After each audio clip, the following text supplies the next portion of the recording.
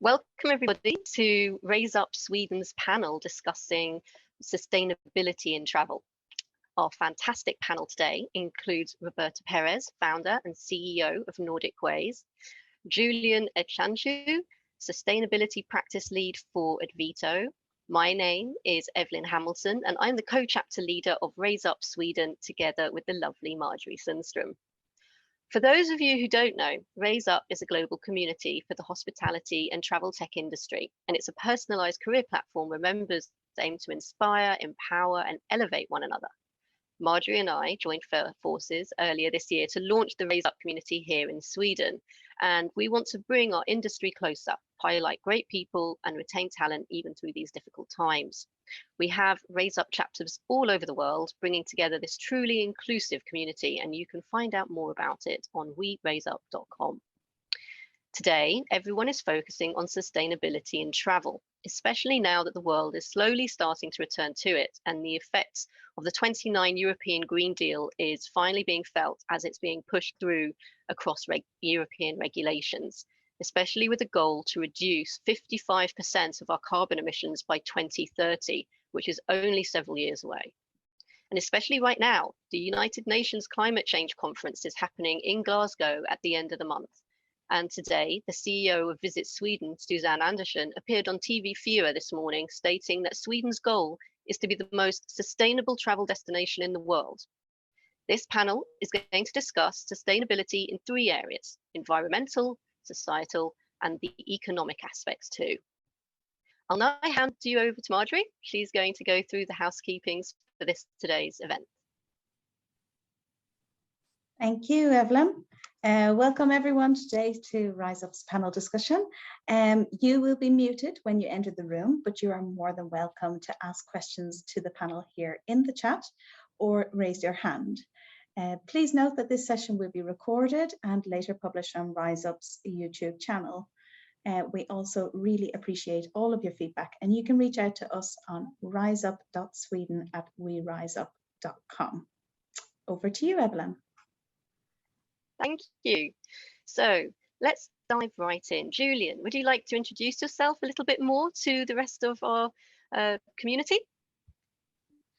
Yes, hello everyone. So my name is Julien Etchanchu. I'm based in France, as you probably heard already with my accent. I work for Advito, which is the consulting arm of BCD Travel, and I'm leading the sustainability practice that we have launched 2 years ago, and which is gaining a lot of traction. So concretely, we explain big companies how they can reduce their emissions linked to business travel. And I have to say that companies, I see a positive move in the industries. In the industry, companies are taking the topic more and more seriously. And like 2 years ago, it was more, where can I plant a few trees and I will be green? Now it's more, okay, I have to decrease my emissions a lot. How can I concretely do it? And so very happy to be part of this panel today. Thanks, Julien. And Roberta, please feel free to just tell us a bit more about you. Hi, good. Thank you so much, Evelyn. I'm Brazilian, living in Sweden for 15 years. So women, Latin, so I understand a little bit about diversity and inclusion. And I am a CEO, I have a DMC here. We work with destination, tailor-made programs, and I am pretty much focused on social sustainability, inclusion, and accessibility. So I'm very happy to participate today. Great, thank you. So my first question for Julien prominently is, what is your view on sustainable travel and especially energy sources within sustainable travel? Yeah, thank you. So just as an introduction, so with all what I'm going to say, don't think that I'm someone very pessimistic bringing bad news, because it's really not what I am and not how I see the situation. So I think we have to make big changes in the world in general and in our industry also. But I see that as something very challenging and exciting. So don't think that I'm the guy bringing the bad news. It's really not like that. I think it's a big challenge that we have in front of us. So talking about the energy, you've seen that in the past, I would say 3-4 weeks, we've entered an energy crisis. It has already happened in the past. My view on that is that it's not this time, it's something different. I think we are, it's the beginning of something big, because at some point, we will miss energy. So big specialists say that peak oil is behind us, typically. And the weight of oil in our society has been really underestimated. All what you have today, so your clothes, my glasses, the screen you're looking at, even what you will eat today, either has been made of oil or has been transported or carried thanks to oil. And we are very likely to miss energy in a short future, and this will change a lot of things. And for the travel industry, I see two concrete consequences. The first one is that fares are very likely to increase. It would have been the case anyway post-pandemic, but with this increase in oil, we don't see that in the prices yet because, you know, the airlines are buying fuel in advance, and so they are a bit covered for a few months, but fares are going to increase. And the second big consequence, I think, will be for SAF, the famous SAF, the sustainable aviation fuel. So everyone is talking about it. So it looks like something magic, like the miracle to all our problems. But first, not all SAF are equal. Just so you know, if you produce SAF with palm oil, it's 3 times more polluting than fossil kerosene. So the way that palm oil is produced, that SAF is produced, sorry, makes a significant difference. And second, so if SAF is produced in a good way with waste, okay, that's fine, that's sustainable. But it's fine in a world with no energy constraint. Very concretely, if tomorrow we all lack gas, oil, etc., and people struggle to pay for the heating in their house, will governments and society accept that we put SAF in aircraft engines? Or couldn't we imagine that they say, no, that SAF, we keep it for road transport or for ship transport or simply for households? It's, I think, a big danger that we have in front of us for SAF. And that's why I think we have to rethink a bit more about what we do in our industry. And typically, I think at some point we'll have to think about the possibility of traveling less and focusing more on the comfort, on the travel experience, something that we have kind of forgotten in the past years. So yeah, big changes ahead. But again, I see it as something positive and challenging. That sounds like a lot of societal changes. So our way of life. We're so used to getting on a plane. We're so used to being in a car. We're so used to having heat. So I just want to turn to Roberta and ask, how do you feel that people are going to be able to adapt to this kind of travel in the future, especially considering that there's certain movements in the past, like the Swedish very famous Flygskam movement, which shames people for air travel. How do you feel that people in society are going to be able to adapt to this sustainable way of travel?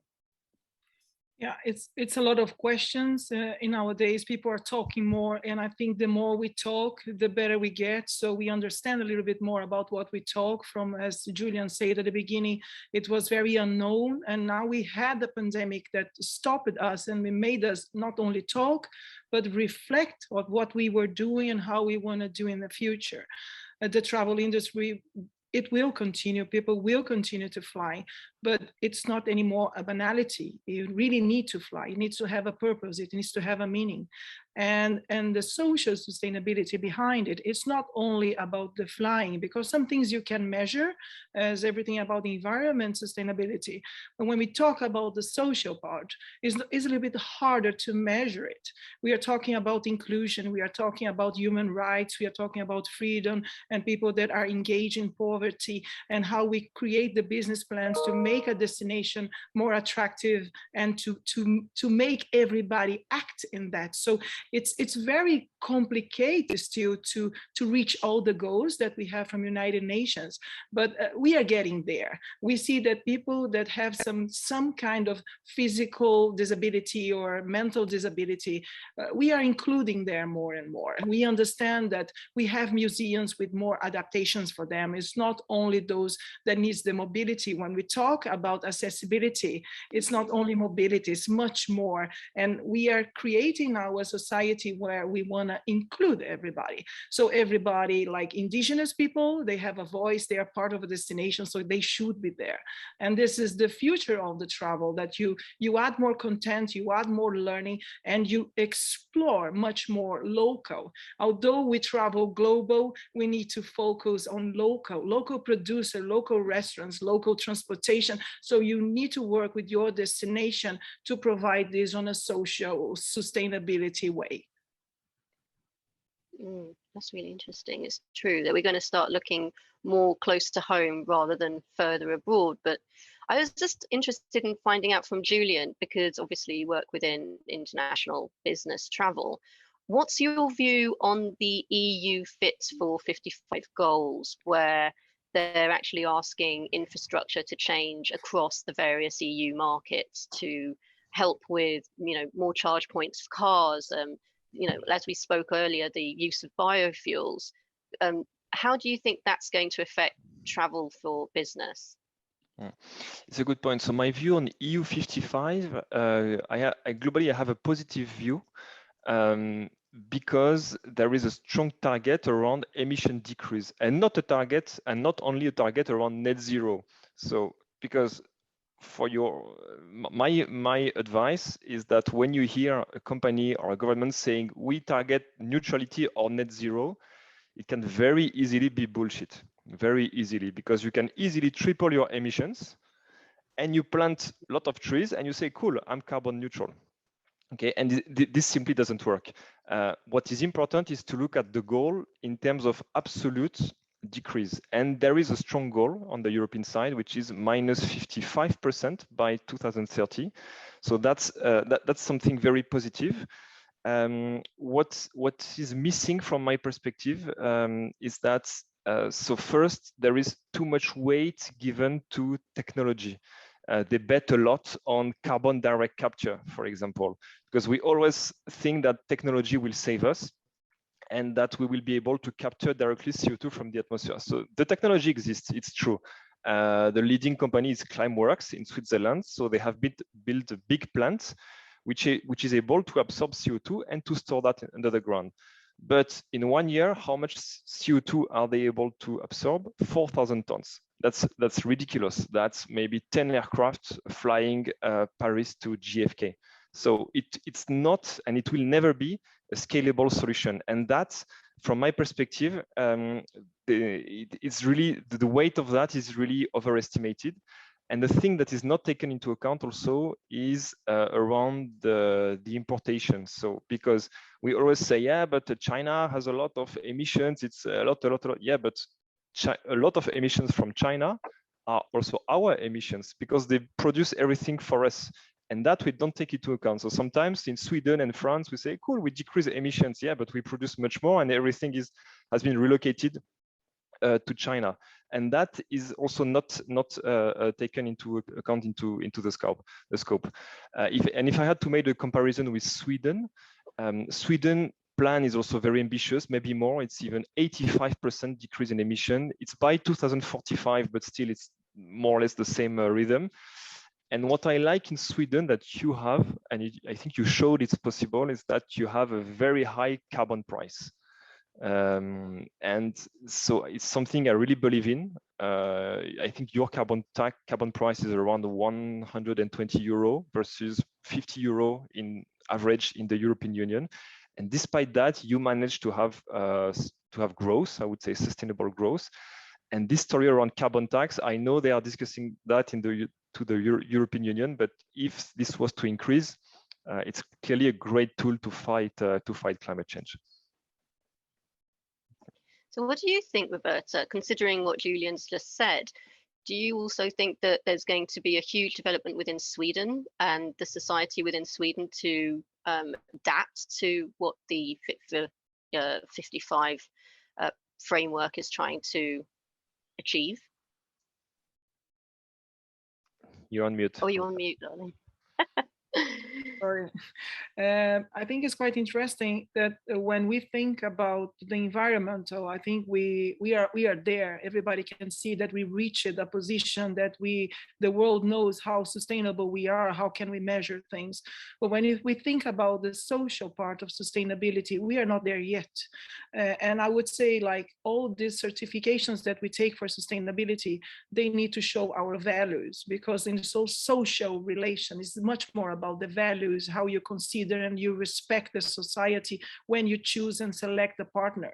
And the capitalism sometimes make preferences for those that are international, global, and sometimes you don't consider the smaller ones, and you need to consider everyone. So this is the part of the sustainability. When you think and you take a group to a small destination, for example, you need to explore and maximal use of everyone that is part of this destination, the local economy. So it's not that you travel only local, but once you go somewhere, you need to use what you have in this destination.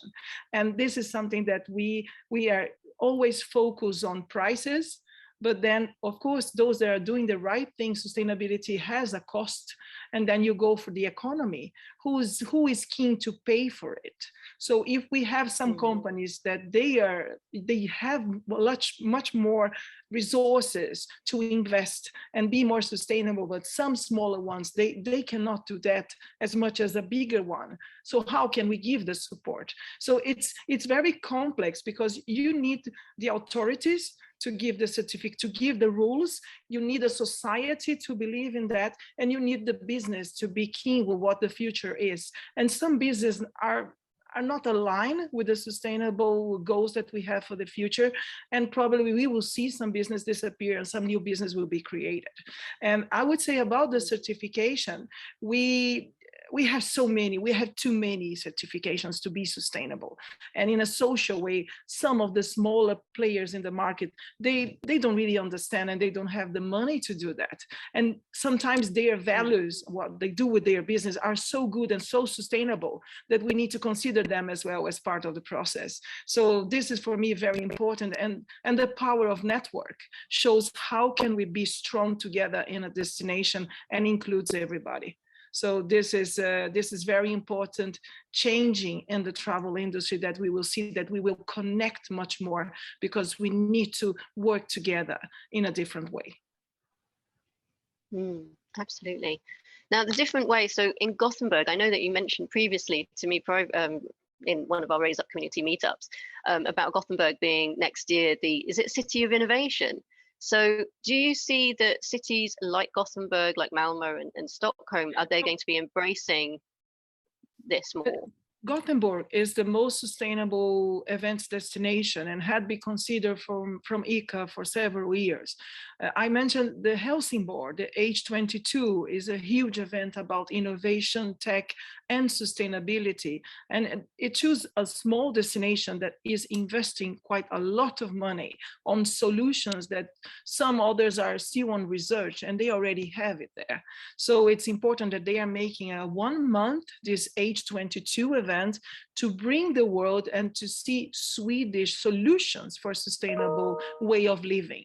Because sustainability is not only as when you travel, you need to buy the concept for your life. You need to be sustainable in your daily life. It doesn't matter like you make this exotic only when you travel. When you come back home, you need to understand, how can I make my life more sustainable? And that's what we need to reach with the message. So Julien, how do you think that companies are actually taking on board that message? Do you think that there is an actual genuine demand and feel from companies to make some sustainable changes, not just, you know, for pre-pandemic, but for the long term? And if so, how are they doing it? Yes, clearly we see a change in the industry, and also I think in the society in general. So we also have to be positive, because we can think it doesn't go fast enough. But remember, I don't know, 5 years ago, at least in France, we still had a lot of climate deniers, and pretty much that does not exist anymore. Okay, so now it's clear, I think, for everyone, there is an issue with climate change. So they are serious. I see pressure from employees and I see pressure from outside. So we are working for, and then the companies, yes, tend to become more serious. I think I can quote them. We're working for Facebook, and I can say that they're serious on the topic. So they say we have to decrease our emissions by 50%, absolute value, that's important, by 2030. And since they will increase their staff a lot, we calculated that they have to travel 80% less. So we are objective, because of course, the more they travel, the more money we get. So it's hard for us to say that. But still they said, yes, we will do it. The issue I see though, that's both for companies, but mostly from airlines, is that I see clearly a desire to change and to be more sustainable, but I clearly see a lack of education on the topic. And I don't say I'm right, but I give you my view. There is still this thinking that technology will save us, and that's dangerous. I will just give you an example. Everyone speaks about let's say electrical and hydrogen aircraft. Yeah, it's the clean green aircraft, green airline very soon, etc. Simply, it will never work, because just to give you an idea, let's suppose that all aircrafts in Stockholm from Arlanda are all electrical. No technology issue, they are all electrical. At some point, you have to feed those aircrafts with electricity. Okay. And for that, I made the calculation for you. You would need 4 or 5 new nuclear plants dedicated to that. So you see in Finland how complicated it is to build one nuclear plant. So you need to buy 4 or 5, just to feed all your electrical aircraft in Stockholm, Arlanda. This will never happen. This will never happen. Okay. Does it mean that electrical aircraft is bullshit? No. For very short distance, very short aircraft, that's very good. But don't believe it will be the solution. Same for SAF. Again, just one example, SAF, if we want to, just to fulfill all industry need, we would need the equivalent of the food production worldwide. Okay, so again, it's not scalable. And if you produce e-SAF, e-fuel, which is also possible and probably more promising, then you need to use hydrogen, but hydrogen does not exist. So you have to cut a water molecule.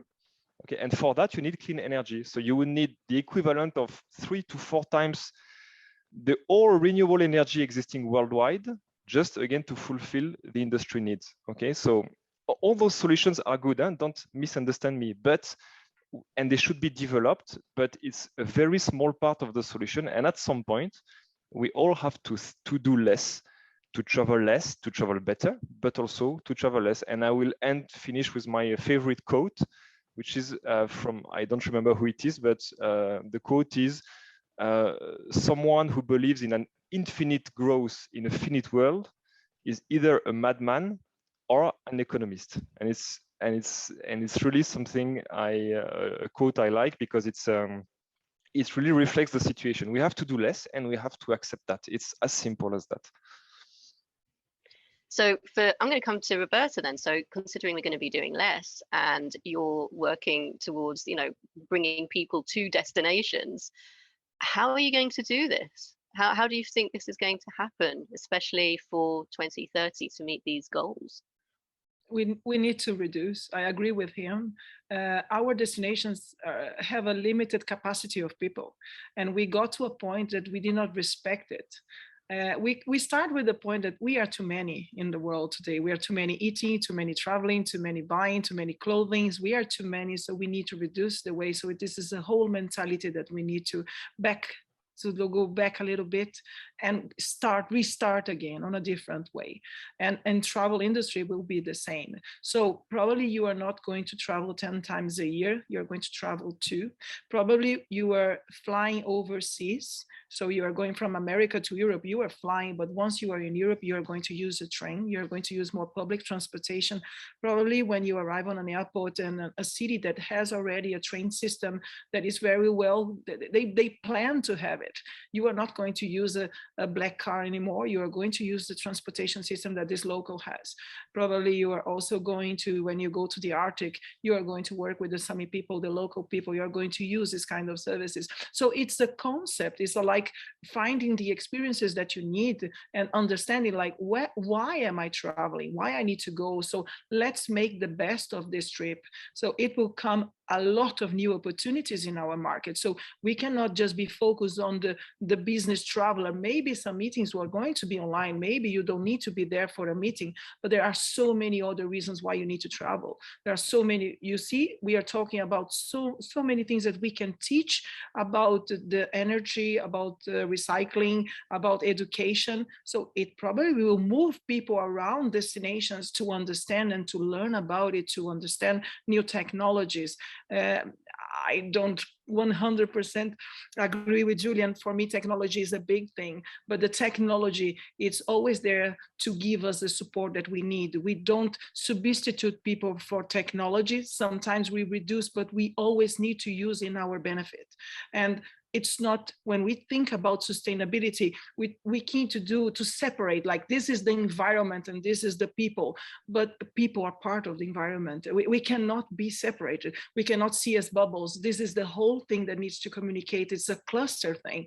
And the environmental plus the people and the solution of the business economically needs to work, because we are not here just like to hug the trees and then we don't make a profit of it if we cannot survive on it. So we need to make this combination that we do make a profit. How much profit, how less profit?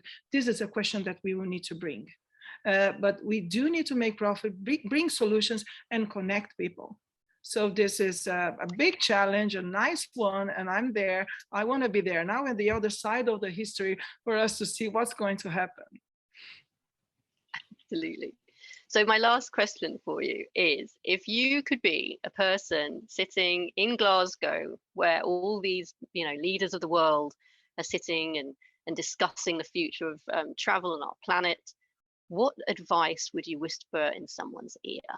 Julien, what would you say to someone? Yeah, so now I've been working on the topic since years, and when I started, I thought that there are the bad guys and the good guys. That some people are cynic, the bad capitalists, and they just want to make money and they don't care about the planet. But actually, it's not true. So I don't know many people who say I don't care about the planet. Fuck the planet, and I will make money. It doesn't really exist. I think in the end, I think everyone wants to do something for the planet, but I think there is a strong issue around education. I think sincerely, and it was also my case 3 years ago, I think we didn't understand the topic. So I remember I bought my brother 4 years ago for his birthday a gift to say, okay, you will plant some tree and that will offset your recent flight to Canaria or to New York, I don't remember. And just because now I know it's bullshit, you see. So if I could tell them something, is listen to scientists, listen to what scientists are saying, try to get educated.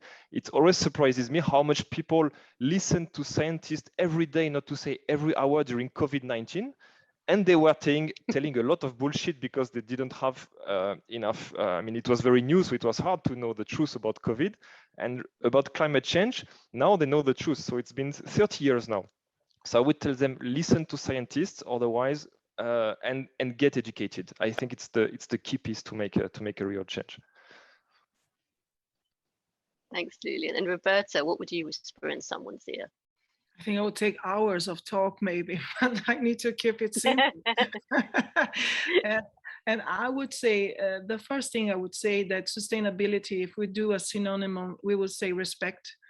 We need to respect each other. We need to respect the planet. We need to respect our business. We need to learn that again. And another thing that I would say is like this world, it does not belong to just a part of us. It belongs to all of us. And inclusion is quite a huge thing.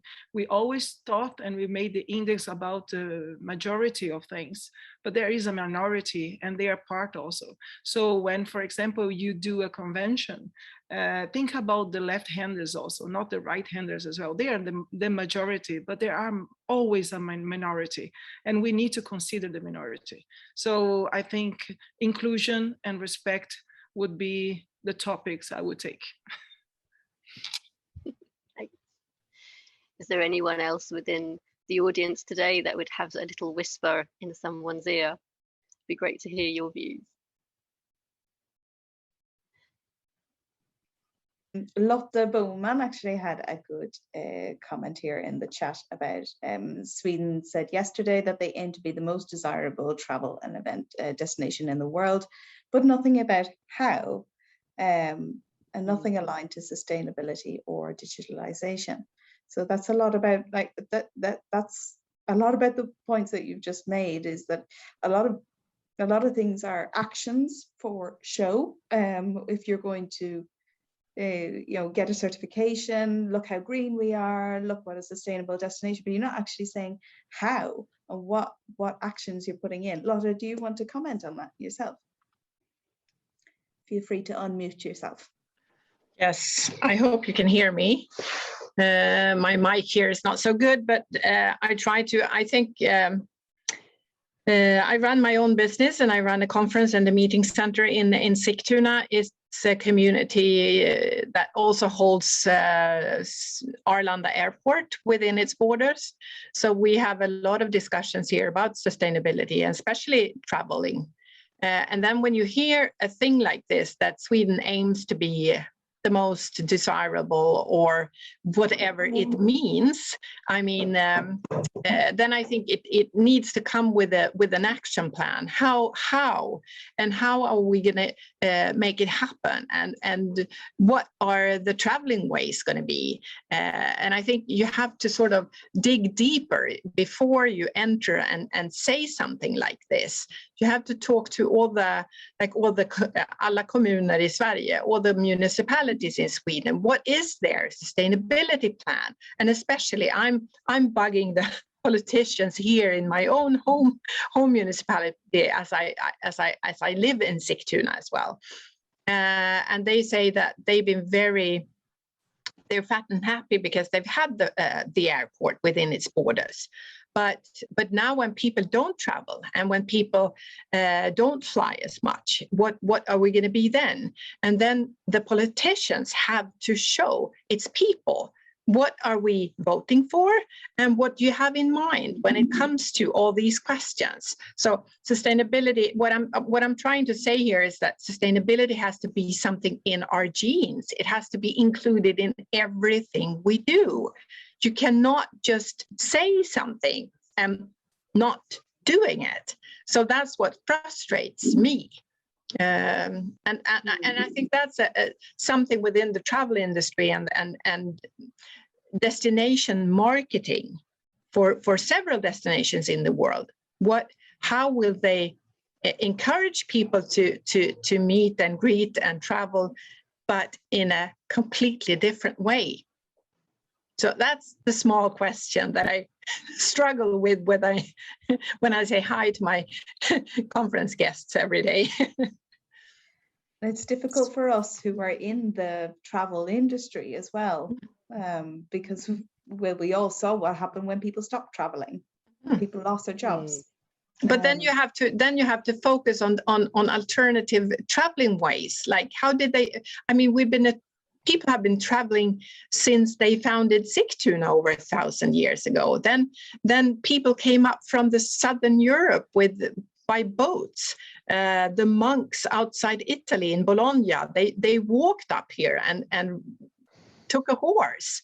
So I mean, we can't stop people from traveling, but what will you offer? What is tomorrow's traveling ways? Are we going to ride a horse down to Bologna, or do we have another option? And Yes, sorry if I may jump in. So two things on that. So first, from a leisure perspective, and also from a business perspective, we see a quite interesting move, I think, that was born in Italy. Maybe you know it. It's called slow travel. Because I really think we have to rethink the way we travel, because today, okay, with the low cost or etc. So okay, I have to be quickly to the airport, quickly to the flight, and then a destination, and then just 2 days and quickly I come back. No, you can take a train if it's a good product. I personally prefer traveling 6 hours with a train, with a good train where I can work, relax, read, etc., rather than 2 hours in a plane. So this move is quite interesting. I would say it's more for leisure, although there are more and more night trains now. That has been relaunched. I don't know in Sweden, but in Central Europe for sure. And on the business side, an important thing that is, I think, underestimated is around the choice of the airline and the choice of the aircraft, but the tools are not there for that, because we can discuss, of course, sustainability of hotels, of rental cars, etc. But the biggest part of the footprint is always air, always. And if you have a good aircraft, you can save up to 30% CO2 versus an old aircraft. So I wish, and I'm fighting for that with Concur and with the professional OBT, that we could have an easy flag to say this aircraft is a good one, and this airline is a good one, and this airline is not, because they have a bad aircraft. It makes a difference. For hotel, it's quite good.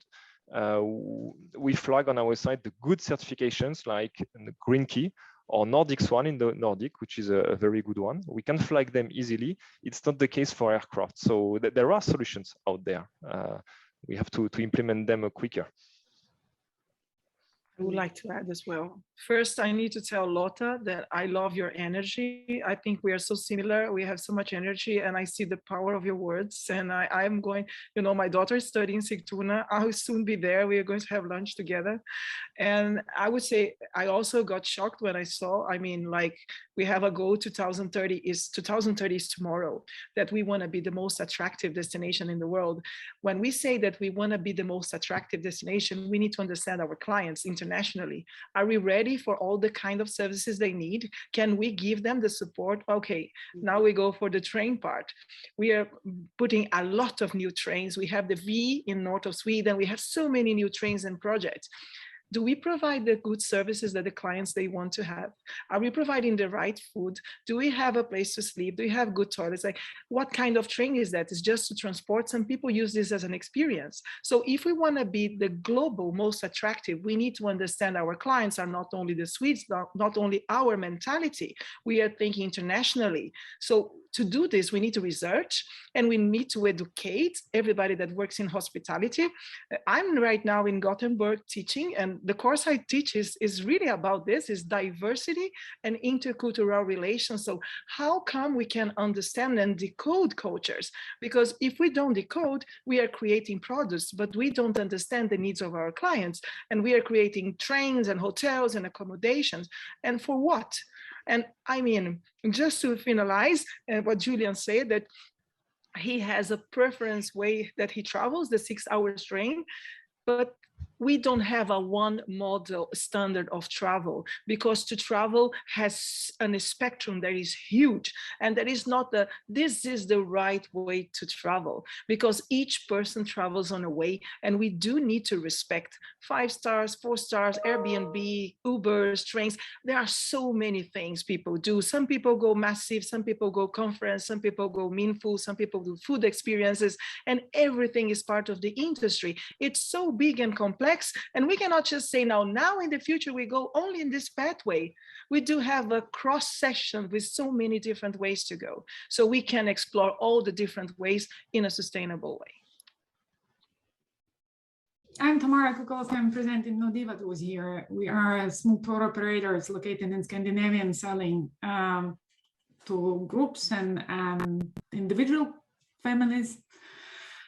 And I wanted to add my 2 cents here, because about the education. Do anyone remember a time when you didn't see the calorie marks on the products, like this small patch of information that you can read what your food actually consists of? Do you remember times like that? Okay, because I do. I do remember that I bought something that was not labeled. And now I'm feeling like I'm working still with the big tour operators and virtual network, and people start realizing that the carbon footprint is an issue, and they're asking us about how can I offset. And this is, of course, not a very exactly like Julien said. There's a lot of bullshit we can sort of answer, but it's very little solution that we actually can offer. And so we were like working with some sort of idea about creating some calculators, which is of course not possible with today's informational scope we have access to, but this is an idea to provide the customers some estimate about how much their travel costs, and maybe it will change the course of their mind with this traveling less idea. Because We are living off travel, we are travel agents, but I'm very supportive of the idea that we have dramatically reduced number of absolutely unnecessary travel, especially city breaks, which is a catastrophe for big cities as well. So education is necessary, but first we have to educate ourselves. We have to understand the numbers. And this is something to address probably in bigger technology companies that can start creating calculators. Without those prints, without this, what your travel actually costs for the planet, we cannot educate our customers. That's my thought about this. Another is an idea of redirecting and rerouting from less, like most affected areas to less affected areas. I don't think it's a solution either, because people go for experiences. They want to have experiences, and if they've seen 100 pictures on Instagram, they want not less dramatic pictures taken on another place. And what do we win? We have to build infrastructure, we have to ruin the nature, we have to affect the wildlife there to create this bubble for, as you say, for the travelers. And at the end, we build something which is not necessarily as necessary to be there at the first place. I don't know any other projects like that in Sweden, but in Norway I'm totally stunned by the idea to build some huge resort in the middle of Hardangervidda, if you know what is that, so where it is. This is crazy. It's like one of those projects that we are very, so making rerouting, redirecting is also not a very good point. So let's try to way to convince our travelers that they should not travel, maybe unnecessarily. That's what I thought. How to do that in polite and sort of suggest some sustainable options, maybe. Slow travel is good. Thank you. That was lovely to hear a lot of direct to the point minds. Thank you. Thank you very much, Tamara. I think, yeah, we did see as well during the pandemic, we found different ways to experience destinations without traveling as well. So, I mean, I work at hotels, so I would prefer people to be traveling, but there has to be a consumer change in order for it to be more sustainable in the long term. What do you think, Evelyn? I agree. I mean, my next trip is going to be to Denmark with 2 children on a train for 6 hours. I actually think that might be slightly easier than having to do the PCR tests, any antigen tests. There's Wi-Fi for 6 hours. They can just stay on their iPhones, and it will be far less stressful for me. My train station is about 20 minutes away in Katrineholm because I'm in Nyköping, and I'll just have a direct train route right down to Denmark. And now there's also these late night routes that are coming that's going to go on from Nyköping. I can get a train all the way to Hamburg to see a friend, and it'll only take a couple of hours, and I could watch Netflix for a couple of episodes of, I don't know, Game of Thrones, and then I'll be there.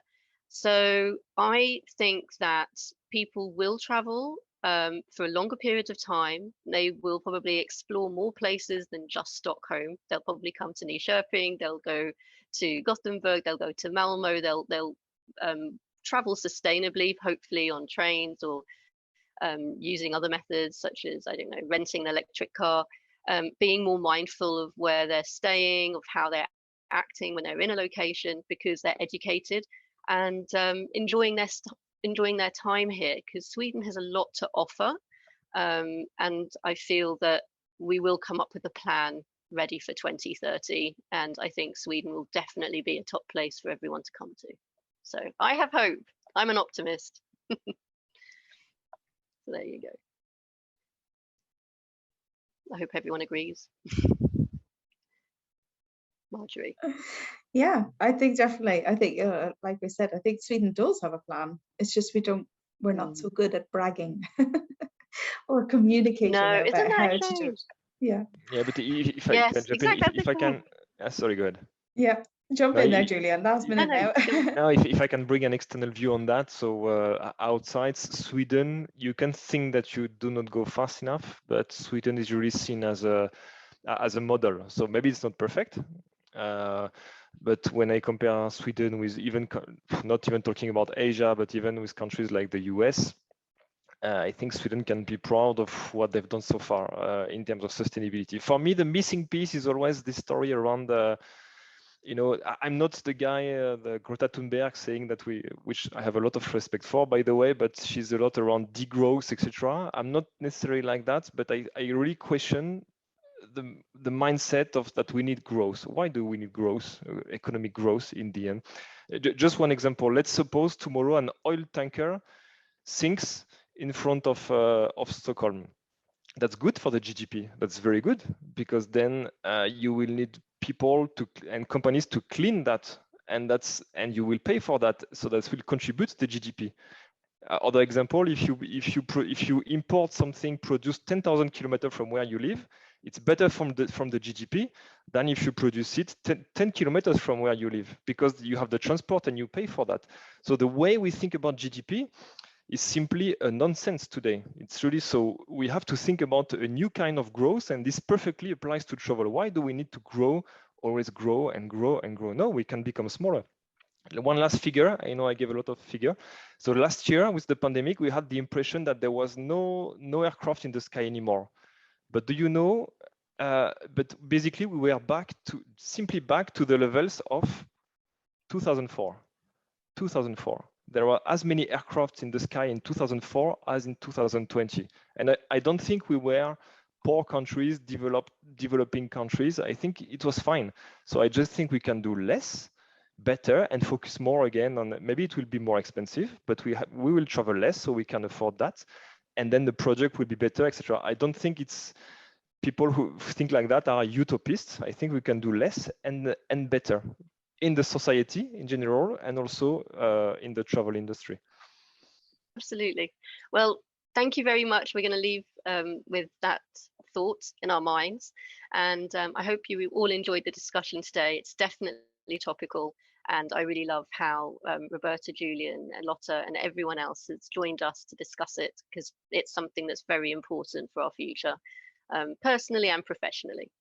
So everyone have a very good day, and we look forward to having you back on another Raizup Sweden panel and in-person meetup event as well. Thank you.